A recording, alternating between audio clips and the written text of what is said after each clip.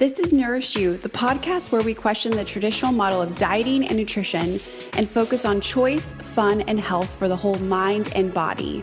It's all on the table and it all counts. I'm Jana Maurer, Registered Dietitian, and your host.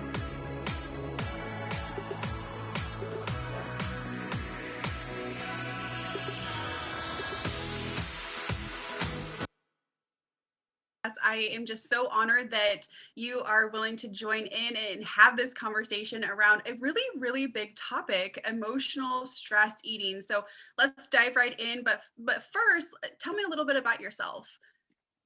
Yeah, well, thank you for having me. I'm so excited to be here. And so I'm a dietitian and a health coach. And I like saying both because when I was going through school, I was impatient when I was becoming a dietitian. I had to wait an extra year to take classes. So I signed up to become a health coach, which actually, along my story, was super, super healing because I learned a little bit more of the holistic view of food. And it really helped me get a healthy relationship with food. And it also kind of turned me on to this idea that we have in a relationship with food and food as a way to become closer with ourselves and become closer with other people. So when I work with clients and stuff, I just love connecting with them and learning more about them and helping them explore themselves.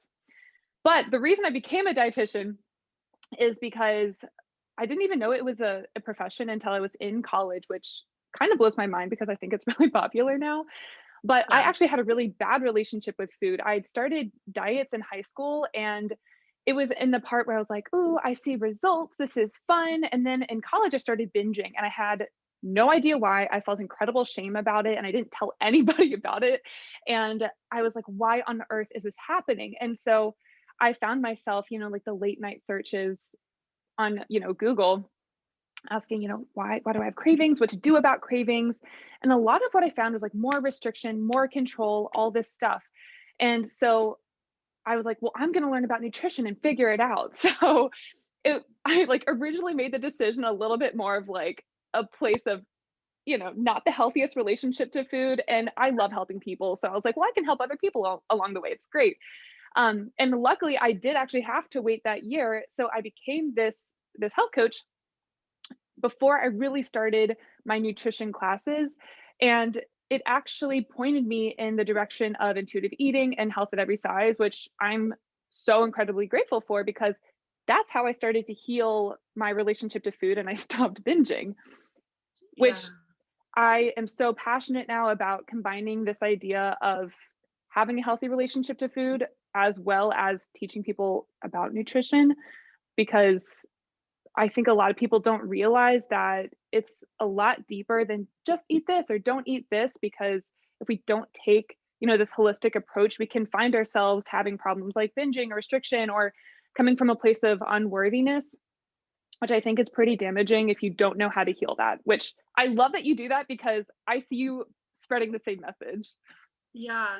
Well, and it kind of taps into this, one, I always say we have a relationship with everything around us, including our food and including our bodies. I feel like so often, especially in the wellness space, we forget that we have a relationship with ourselves first and foremost, and then that relationship, flows over to every other thing that we interact with. And so when we, I feel like we don't do ourselves justice if we don't fully understand what that relationship with ourselves looks like. And a huge part of that is how we interact with food, because that is how we nourish our bodies from a day-to-day perspective. So why do you feel like, so you became a registered dietitian, yay, we need so many more. But why do you feel like so there's that nutrition science aspect and really more of that dietetics background. And then there's also the nutrition coaching or the health coaching, and they certainly align, but they are also very different. So why did you decide to go more into this intuitive eating space? What was something that really, not only with your own journey, but what with coaching or with working with individuals, what have you seen to be the difference in how they interact with food and their bodies? I think it's the practical application of knowledge that sets the coaching side, or it makes a difference. It's being able to actually apply the knowledge to your life. And that's what I love about it, is because what I find is most people know what to do. They know that they want to drink more water. They know they want to work out more. They know they want to sleep more. They know they want to eat more veggies, but they're like, well, I just can't do it. Or they find themselves emotionally eating. They're like, well, I just can't stop eating XYZ food. And so that's what I love because like I I feel like my job is like give people aha moments where they're like, "Oh, that's why I'm doing it." And so I think that it's great to have all this knowledge, but it's hard to actually apply that to your life to make lasting change that's actually meaningful, that actually enhances your life and your sense of happiness and self-worth and health, etc. Yeah. So for you in your personal story, what was the kind of that what was like the biggest aha for you?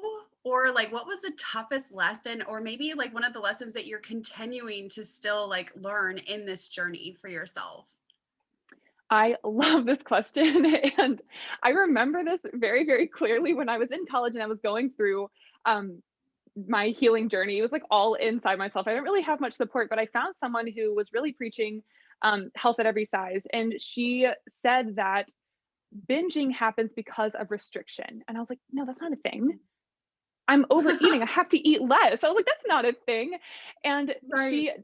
like that was like the biggest aha. And I was like, no, no, no, that's not a thing. So I probably really rejected that idea for a long time. And I heard her say, the metaphor that the binge restrict cycle is like a bow and arrow. The more that you restrict and you pull back on that string, the harder and faster it's going to pull back and spring forward as a binge. And so I actually started to put this into place. I don't even know how I did this. I just somehow I had like, the patience to work this through with myself. But I was like, okay, we're going to let go of restrictions because I was eating vegan, I was eating gluten free. I was like, none of these things, none of these things. And obviously that was not working for me. So I started to loosen up on restriction. And lo and behold, slowly, slowly I stopped binging. There It it was is. amazing. Yeah. So just listening to you speak, you say that the healing journey. So why do you kind of context in that notion or in that space for you and also for your clients? Ooh, I love that. I think and no one has ever asked me that question. I love that. When I think of myself, and I see this in my clients too, when I first got into dieting, it was very much in a I'm not good enough. I need to be better. I'm not worthy. I need to change and then I'll be good. I need, all these places like it's a very like wounded way to talk to yourself. Like I remember being in college, putting on leggings every day and being like, oh my God, I'm so fat. Oh my God, I'm so ugly. Like all of this stuff. And obviously that had an impact on my relationship with myself, my body, my food. It's all interconnected.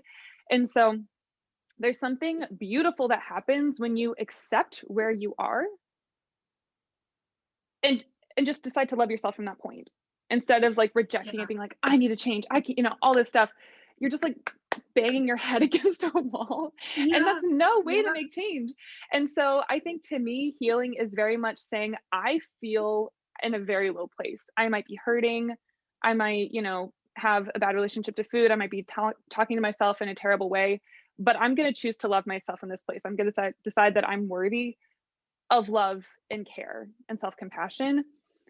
Yeah. And I think to me, that's what healing means. It's like you may not be where you want to be. And I think that's what people don't get when it comes to self acceptance or health at every size or just having a more compassionate approach to nutrition. They think that they need to shame themselves into changing, which I definitely used to believe. But I don't think that's any way to have a healthy relationship with yourself and your Yeah. body and food. Yeah. So it's realizing, hey, like I'm gonna get to where I want to go, but I have to love myself now in order to like heal and rebuild that trust with myself that I want. Does Yeah. that make sense?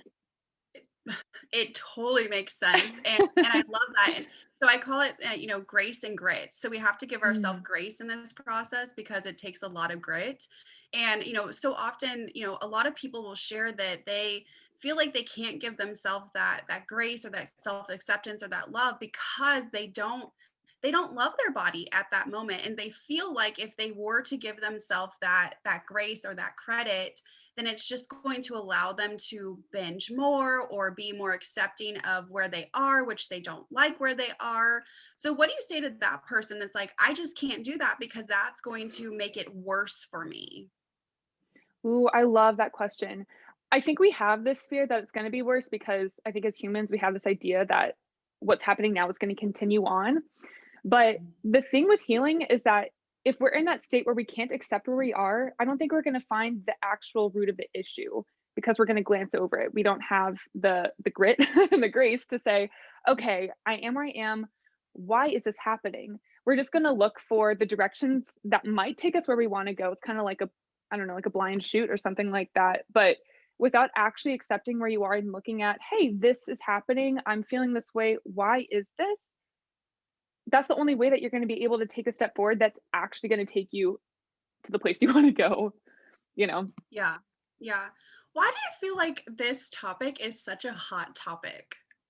Ooh, I love it. I think it's such a hot topic because I think there's a lot of, like, morality attached to how we eat, and so it looks like a huge personal failure if you can't, like, quote, unquote, "control your eating," and so I think that, A, people don't wanna talk about it because they don't wanna come off as imperfect, and there's a lot of shame that someone can have internally, but then also it's also kinda tied to your body, and there's a lot of pressure, I think, for us to fit into a specific standard and a specific beauty image box, and so there's so many implications, like, I understand completely why anybody would be there because it takes a lot to really reject that idea, Yeah. but I think it is such a hot topic because I think especially with that frame of mind, with, like, a little bit more diet culture approach, there's, like, a very right way to do it, and Yes. there's really not, like, if there were a right way to do it, nobody would be struggling with this, we would all just be like, "Right, this is what you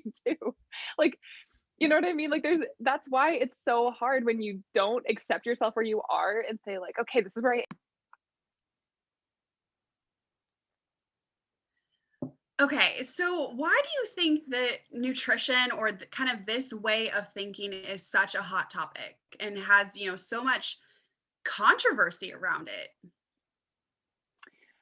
I think you're absolutely right, it's definitely a hot topic because I think that everyone thinks that there's a right way to do it, and if you're not doing it, quote, unquote, "the right way," it is very much seen as a big personal failure. And I Yeah. don't think that people have really wrapped their heads around the fact that there is a way that each of us should be going about our lives and eating and having a relationship with our body and food. And I think a lot of people are maybe potentially insecure about the way that they're doing it, and so they want to, like, project that onto other people. That might be a very hot take, but I think that also it's very accepted in our culture right now to be all about everyone else's food and workouts and, body, and so I think that's really what it is, but I think that there is a lot of shame around the subject if you're not eating, Whole30, if you're not eating perfectly clean, then you're not doing it right, and I Yeah. think that Yeah. people don't realize that you need to figure out, like, it's not black and white. We need to figure out our own gray area, like the gray zone, like what works for you, and it's gonna look different from everybody else. It should look different from everybody else.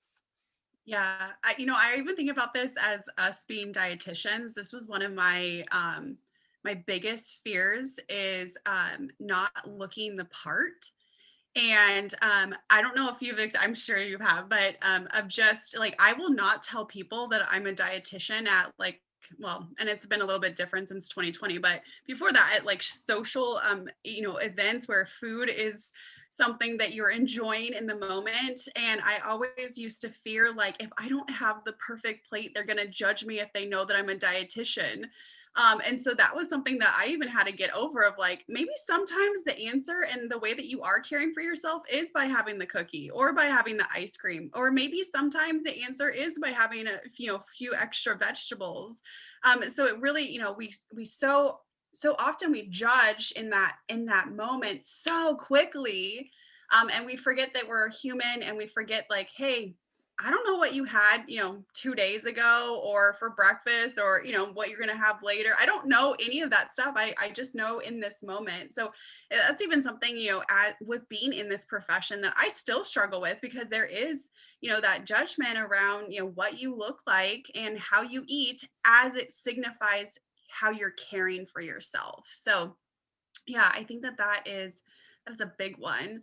So so let's get into this idea of emotional or stress eating and this intuitive eating approach. What is so someone that's kind of like is listening to us and is like, "Oh wow, this is really resonating with me," and "Oh wow, like this is something that I definitely do." Like what is kind of like the first steps or what advice would you give to someone that's kind of just starting out to kind of shift their mindset in this space?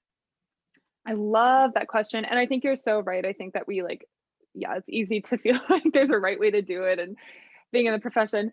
But say is to me, intuitive eating is about really getting in touch with your body. I think that it can feel very much like going against the grain. And I think it's really important to recognize that. A lot of people probably will not understand it because a lot of people are in this idea that there's one right way to eat, which creates the judgment, right? So it's about really committing to listening to your body. And that's the first step, I think, is just opening the door to say, hey, how am I feeling?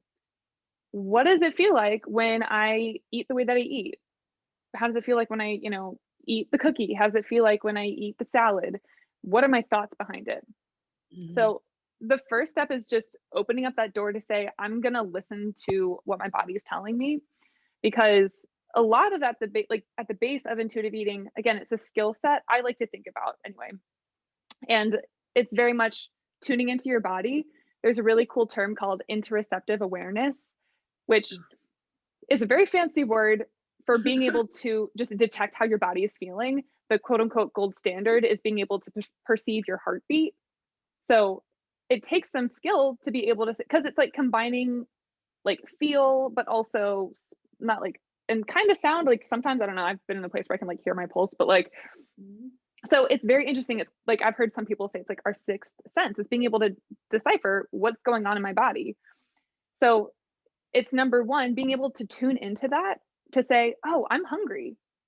I actually want the vegetables today. Ooh, I'm really full. Even though there's this full cheesecake in front of me, I actually don't want any of it. Right. So, or I do, I want a bite and that's going to be enough for me. So it's number one, tuning into what you're actually feeling. But the second part of it, which I think is the hardest part for people, is to listen to it. And so I think that's where the emotional and stress eating conversation comes in because you might feel very full. I had definitely experienced that in my own journey of like, I'm full, but here I am eating, two more brownies, maybe It three tastes so more. good. It tastes so good. Exactly. Yeah. And that's what I think is so funny because I hear people say, well, I just love food too much. Like I couldn't eat intuitively. I just love food too much. And that's the difference is with intuitive eating, we really stress on it's important to prioritize how you feel. So Yeah. even though, yes, brownies taste amazing, they will always taste amazing. And you get to not feel nauseous or sick or just overly full because they taste amazing. Like, no, like you get to feel the way you want to feel and you Yeah. get to respond to how your body is feeling. Yeah. And especially in that space of like someone that, says, I just love food. I always like to think of it as, yeah, and you can have it two, three, four, five, 10 more times when you're eating intuitively because you aren't having to restrict, you're tuning into your hunger cues and you also start seeing results. And so it really, allows you to enjoy more food in a pleasurable way, because that's a big part of it. Like your food should taste good and you should be able to enjoy food. And I think that's also a big, disconnect because so often, with the eating experience or just how, you kind of see food or diet, oftentimes it's a complete shift in your intake. And it's also, the food doesn't taste good. So I think that that's a big difference as well. Yeah, it's so true. And I think that's the key that people forget is like the way that you talk about food, the way that you like your mindset around food is just as important as what you eat. Because if you're having that idea that you have to restrict, then it's going to be hard to feel like you can eat in a way that feels pleasurable, feels good, because you're like, oh, I have to eat everything, all the brownies right now because I can't have them tomorrow. It's like that Last Supper effect. Whereas when you say, I get to have whatever I want, it's easier to like feel relaxed Mhm. and actually enjoy the food and prioritize how you feel. Yeah. But it's very much like a lot of it is like the block to that is very much a mindset block typically. Yeah. So step one is actually a really scary step. Both you and I work, majority of time with women. I do work with some men. But that first step is really, really scary for most people, I would say, especially if you've had a history of 20, 30, 40 years of doing it the other way. It seems like, what the frig, like like this doesn't make sense, I can't do this. And or it feels really, really scary because I've never been given permission to actually tune into my body, and then, like you said, actually listen to my body. And then we kind of get into this idea of, well, I'm being selfish if I do so. So what do you tell the person, or what do you share with them, or maybe what can, we share with, individuals that are tuning in today, of if you were feeling scared to take that first step, or if you were feeling like, oh, like I would be really selfish if I am tuning into my needs, what do you tell that person? I love that. So typically the switch that I help my clients make is going from control to trust. And I think it's a very fine line. But the beautiful thing about trust and the very scary thing about trust is that we have to have that fear in order to build the trust. And this is a lot of Brene Brown's work, but the exercise that I have my clients do is we call it like a marble jar, because that's a metaphor that Brene Brown has used, where building trust, like, of course it's going to feel scary because you've never done it before. It's like telling your deepest, darkest secrets to a stranger. Like, you don't know how that's going to be held. Like, maybe it'll be great, but potentially it'll be a really bad experience, right? So Right. in relationships, you kind of give like a little bit of information, you share a little bit of secrets with people. And then maybe when you've had a great relationship for like a year or two and they've proven that they're trustworthy, then you kind of share bigger stuff. So it's Right. very similar, I think, with food, where you just do really small things and you can say, this was scary. And I pulled through for myself, put in a marble in the jar, you know, Yeah. one little step at a time. And it doesn't have to be huge. And I think that's also kind of where we come from, is like we need to make giant shifts right now, overturn your whole diet. And Yeah. literally some of the biggest shifts that my clients have had is literally taking 3 breaths before their meals. Wow. Literally nothing else. Just doing that, they have the biggest turnaround. It's so wild to me. So Yeah. that's what I would say, is like the fear is good, and you still should, it's still, you got to take action, unfortunately, in the face of Yeah. that fear. But you Yeah. can start small, and in fact it's probably better to start small. Yeah. And I love how you said, and, because the fear is going to be there. It's not like you get rid of the fear and then you do it. It's like the Yeah. fear is there and you also get to do this. So I love how have them together, because I think, like, even if you've been doing this for years and you feel like confident, sometimes that fear does creep in different situations, social Mhm. situations, or if you're anxious, or it just really depends on the day. So really, to have, again, give yourself that permission to have it flow, because it will look so differently. Mhm. Okay, so first is kind of checking in with yourself, seeing what's going on, checking in with your hunger. So that's another one. So I've had a lot of my clients say, like, I don't even know what hungry feels like. I've never, like, been in tune with my hunger. How do you start being in tune with hunger? This is such a great question, and this is, we could talk like a whole hour on this, I know. honestly. So what I think is really important for people to recognize too is, like, when you're starting this and you're in that place like you mentioned, what on earth is hunger? If you've been dieting for a while, you probably will not have very accurate hunger cues, because the metaphor I like to use, it's like, knocking on your friend's door. Like, if they open up, usually great, but the more that you knock and like they don't answer, the hunger cues are just going to be like, well, why am I even going to try? No one's going to show up to the door. So again, it's about building that trust. So what I would say is, number one, that's very okay. And this is where we take a little bit more of like just a basic what our bodies needs approach. So making sure you're eating consistently is really important. So it sounds like very traditional, like eating every 3 to 4 hours, making sure you're getting, kind of all most nutrients that you need to start showing, like it's like opening the door and saying, hey, I'm here. So Welcome. eventually you'll be like, wait, my friend is there. They're gonna open the door. They're welcoming me in. So Yeah. it's really important because a lot of times people, like you said, are like, well, I don't understand, like, what even is hunger? I don't have hunger. So that's where we take it as like a self-care approach of we got to kind of start the ball rolling to show your body it can expect food on a regular basis. And then the hunger cues typically will start to show up. Yeah.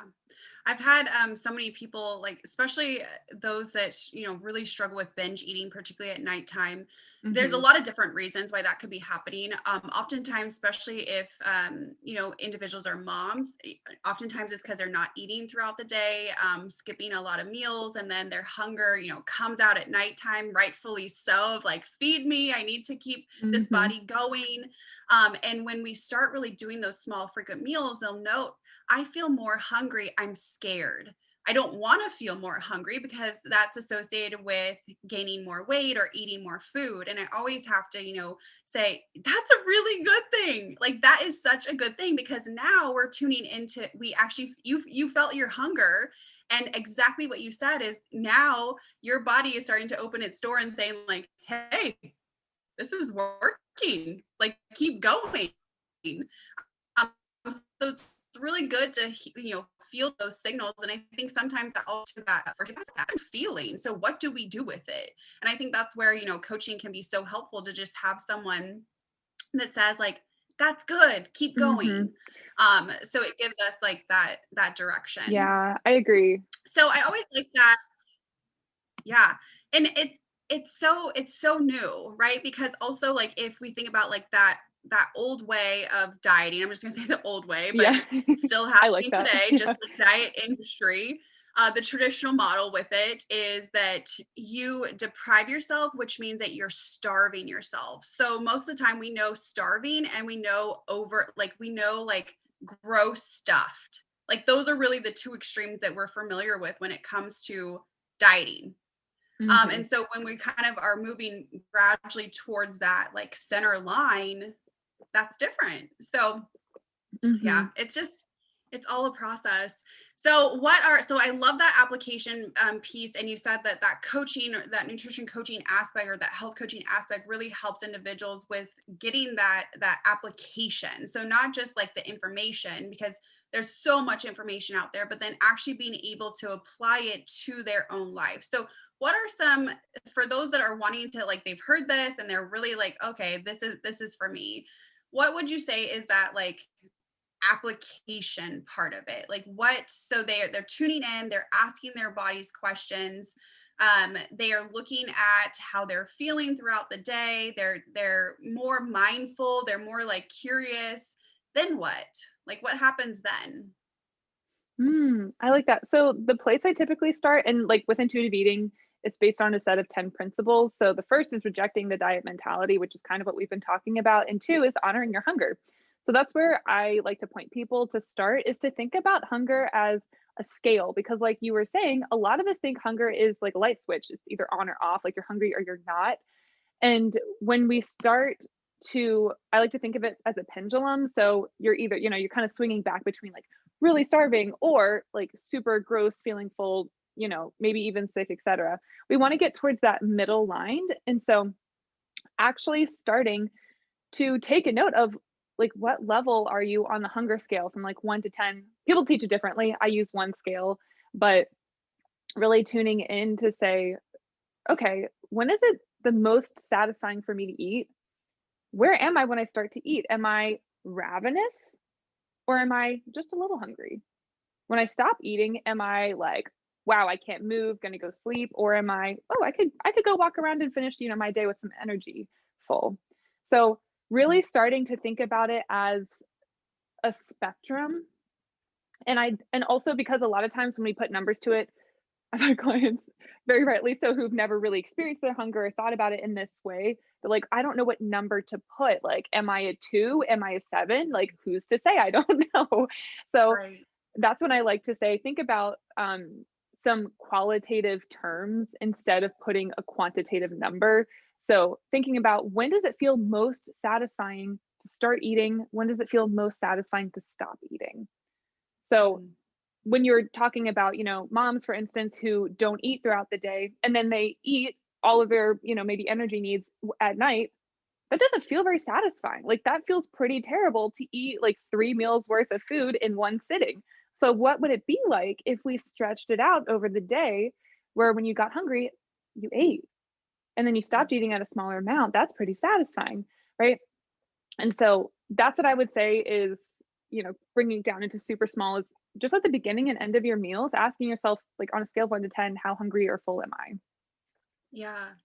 So this takes time. This isn't something that you can do, overnight, or I would say, over a couple of weeks. How long does it usually really take to redefine, or even I'll just say define, not redefine, but Mhm. how long does it take to define this for an individual typically? That's a really great question, and I wish I had a great answer for you, but it really depends on the person because I've worked with some people where it took a full year for them to really understand their hunger cues, and I worked with someone that before our even, like, our first call of talking together, they just got it because they gave themselves permission to tune into their bodies, and they're like, "Wow, we're good." Like, she literally, like, she just needed me for, like, 2 months and we were good, right? So, it really depends on your history of dieting, I would say, like, the longer that you've been doing this, like, the person who I worked with, it took a year, like, she was 50 and she's been dieting her whole life. So imagine decades and decades of really not tuning into your body. It takes a little bit longer to Yeah. reintroduce that. And I think also that's where it helps to have a coach and someone who can say, "Hey, you're feeling the fear, but you still need to eat." Because Right. I think that a lot of times left unchecked, we will feel the fear and then we won't eat, right? We'll be like, "No, no, no, no, I'm just gonna do what I've always done because it feels more Yeah. comfortable." So I would say it depends. Probably realistically, I know I talked about like the extremes, but probably at like a couple weeks to a couple months, I would say. Yeah. Yeah. And I think that that's also something good to just like hear, because so often that comparison trap really gets, all of us. And we are comparing, our journey to someone else's, and whether we're having success or not success. And it really is so different. And I love how you said that, just even, the history of someone, and how often they've engaged in, different eating styles, and also even like the community around the individual. I see that often when someone is going more of that intuitive eating way, when everyone around them is still very much so focused on that diet industry or that restriction or deprivation. It does create a different layer, and it can be a lot more complex, because you're like the salmon going upstream, right? Like, it's like, well, how, like, what? And so there's just like so much internal dialogue that happens around that, Mhm. that you are also fighting, in addition to maybe for the first time connecting with your body and your hunger cues. So there's a lot that goes into it. Yeah, So I'm glad that you brought that up. yeah, it's hard. And I think it's hard also being a kind of a coach in this space as well, of just, because you want to support your coaching clients, but then, and you want to make sure that they feel comfortable and confident. But when it is such a new area, it can feel, like, it can feel uneasy. So I think that it's just really good to, call that out and just acknowledge it. Mhm. Yeah, and also the expectation I think people have when we have the dieting mindset, we're like, "Oh, 30 days," and I'll tell you, it'll probably longer than 30 days to figure out your body. And honestly, like, I've been practicing intuitive eating for years, and I still learn new things about my hunger and fullness cues. So, Yeah. it's about the marathon, not the sprint. And I just like having that Yeah. expectation, I think helps people too. Yeah, definitely. So, what what are you still learning? Like, what Ooh. is something that maybe you learned recently that was like another, like you mentioned earlier, like an aha, or just like something that shifted that really was powerful for you? I love this. This is a great question. Well, I've learned a lot more science behind it, which I think is very interesting just because more and more studies are coming out about intuitive eating, but I feel like that's not very exciting because I'm just I'm a little nerdy. Um, I don't know. I kind of like nerdy. Like, is that, I think it's always good, because I think sometimes, like, especially in this space, individuals will say, like, this is not science backed information. yeah. Um, Okay. Well, I'll share some stats, which is interesting because the intuitive eating authors, they came out with a new edition last Mhm. year. So they had a lot of updated studies and science. And so What's so interesting, what I find is that people are so tuned into dieting, but there's very little evidence to show that, like, fad dieting and the way that a lot of people see it on a larger scale, there's not much evidence to support it helps your health after 1 or 2 years because it's, not actually attainable behaviorally, like, it's really hard to keep it up.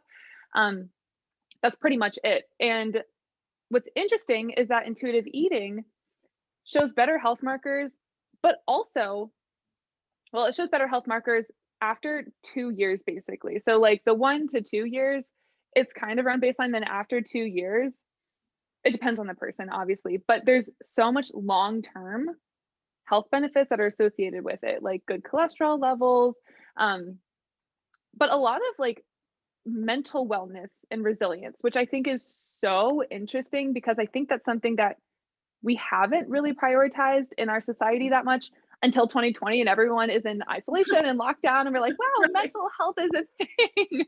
So Right. it's so interesting that it's actually correlated with better mental health, which when you're actually in a better mood, when you have more gratitude, you have more appreciation for yourself, when you don't have internalized weight stigma or fat phobia, you actually have better markers of blood sugar, blood pressure, inflammation, and cholesterol, which is so interesting. And I think people don't talk about that a lot because most people are weight centric. And that's the thing with intuitive eating that's very much against the grain upstream. It's like, well, we don't focus on weight, but there are a lot of great health markers that will come out of it. So Yeah. that's one thing that I've been learning that makes me super fired up about it because not only does it help you have a greater appreciation and like pleasure with eating, but also life enjoyment because you have a fuller sense of self. When we start dieting, it's easy to just like make that your entire world. But people who intuitively eat, at least the way that I coach people, I teach them to have an identity outside of your food and health because life is about so much more than that. And I know that you actually teach them the same thing, like your clients. Yeah. Well, it's so interesting because we've kind of forgotten in the health and well-being space that a person is a whole individual outside of just the physical realm of wellness. So physical realm is including, what you eat and how you exercise. And that's one of the things that I coach my clients on is that there are actually 8 realms of wellness that impact your overall sense of health and well-being. And it's not just what you put on your plate. There's so much Mhm. more to you. And it's so interesting and I think of it from an energy perspective because I've had so many women that really, were so hyper focused and rightfully so. I mean, granted, like this is what we've been taught. This is how we've been like told to take care of ourselves and our bodies and Mhm. all these other things. They were so hyper focused on the food that they had no energy to do other things in their life. And when they started pulling away from that hyper focus energy, not that we're not paying attention to it, but really that obsessive energy focus, they were able to have so much more energy to be able to do other things in their day-to-day routines that brought them joy, that brought them happiness, that brought them a sense of well-being far beyond just the food that they were consuming. So I think that that is such a powerful thing. And to be able to quantify it through research is always so helpful. So yeah, Mhm. that's super exciting. That's super exciting. So Yeah. when does someone know when they have a good relationship with food? Ooh, that's a great question. So there's with the intuitive eating, there's an intuitive eating scale where you kind of can score yourself. That's one marker, just like scientifically, I like to go back to when basically you're giving yourself permission to eat foods that you crave and you want, and you get to eat when you're hungry and stop when you're full. Eating for physical rather than emotional reasons. So this is what blows people's minds a lot is when you start to tune into your body, you kind of you get to distinguish when am I eating for emotional reasons, when am I like really stressed, when did I get disappointed, etc. And so that's one of the like the earlier breakthroughs I see my clients have is they stop thinking about food as much, number one, and then number two, they'll have some sort of incident that upsets them because we live in the world that we do today. There's a lot of opportunity for that. And Right. they're like, "Wait, I ate like one serving of ice cream. I didn't eat the whole container." And that's like one huge thing. So when you get to eat for, physical reasons instead of emotional reasons, and then rejecting, diet culture thoughts. So when you're able to stop obsessing over, grams, calories, numbers, etc., and start to actually find that freedom and pleasure with food again, and then also being able to treat your body with respect. So no matter what size you are, no matter, no matter what, you say, my body deserves care. My body deserves respect. And, you can talk to yourself kindly about it. And um, you're not thinking my body looks this way, so I have to eat a certain way to make up for it. That's what Right. I would say. But also just from my experience, what I would say is that you don't feel guilty or anxious about food before or after you eat. Because I'll have clients when we first start working together, they're like, well, I remember that bag of Cheetos that I ate 3 weeks ago, and I'm still really guilty about it. Right. Yeah. Or they'll be nervous about like, oh my God, what am I going to have for dinner tonight? Like yesterday I binged, what am I going to do tonight? Like, etc. So when you're able to let go of those fears, and also when what you eat doesn't change how you see yourself. And I think that's a really big one, because you can realize, hey, I like who I am. I have this identity that's solid. No matter if I eat, oh, sorry, I'm getting a call. No matter if I eat a brownie or if I eat a salad, right? I can have both and still be a great person and I like myself. Yeah, that's such a big one.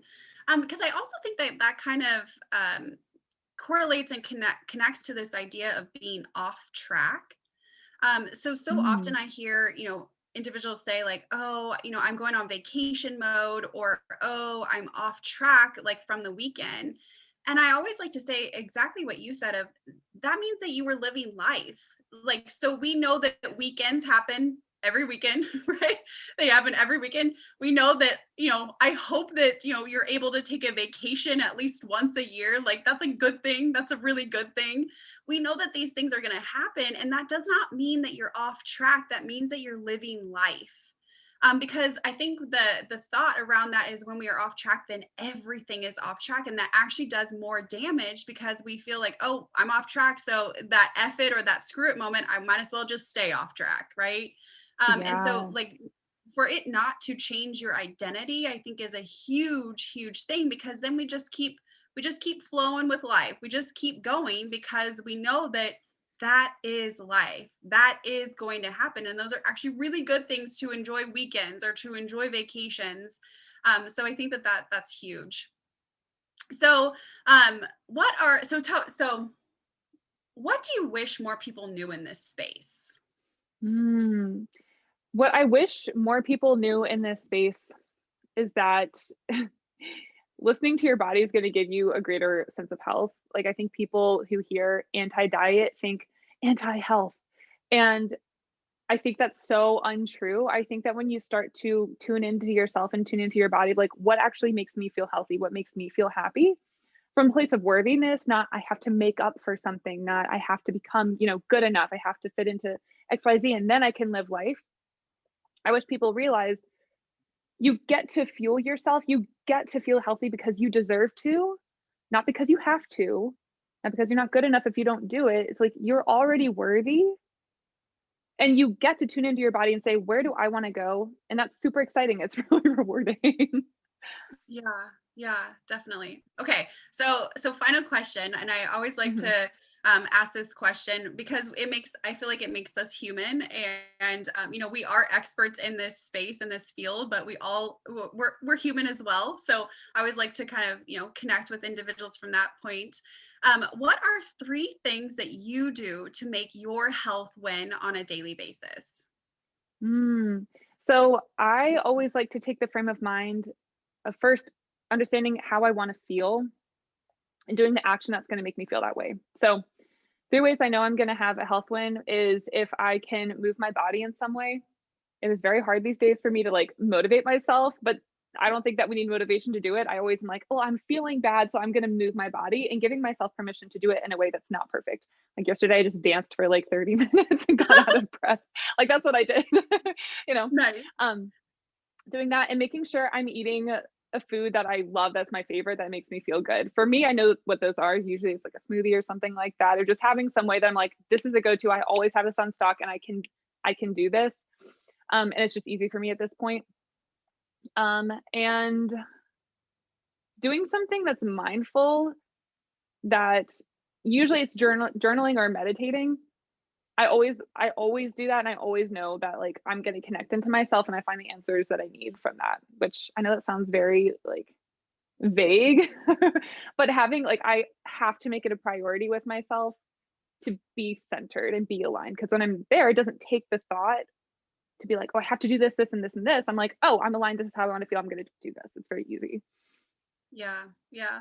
Well, I mean, those are all like, such great things. And I love that you also shared that sometimes you don't feel motivated to do it. Yeah. I think that that's also powerful for people to know. I think like sometimes there's this assumption that you're just like a highly motivated individual that always has this like sense of, yeah, let's go do it. And I don't think that that's the case for most of us. Yeah. So, I think more people need to understand that. Like, yeah, I'm not motivated that much, but I just know what I want to do. So, yeah, you know, yeah. Awesome. there we go. Well, if individuals want to follow you, connect with you, where can they find you? Please find me on Instagram. My handle is at Lucy Call _ RD. Please also find me on TikTok. It's a very fun community over there. I love connecting with everyone on TikTok. I meet so many really interesting and cool people there. So find me on Instagram. If you want to reach out, ask questions, DM me on Instagram. That's where I love meeting people and having conversations. And you can also find my podcast. I co-host the Deep Dietitians podcast. So you can find me there too, talking about very similar things. So yeah. Yeah. We'll also put that in just the notes so that individuals can see that. And as we share this on media, we'll also connect that way too. So thank you so much for being willing to give your time and just your expertise in this area. And you provided so many just like helpful nuggets and information for people to kind of start and be curious about this. Like the first step I always say is that curiosity, because that leads to change. So thank you so, so much for being willing to share your voice in this space and for serving others. Yeah, well, thank you so much for having me. It's been such a pleasure. I love what you do. I think the world needs more of you. So thank you so much for having me. Great.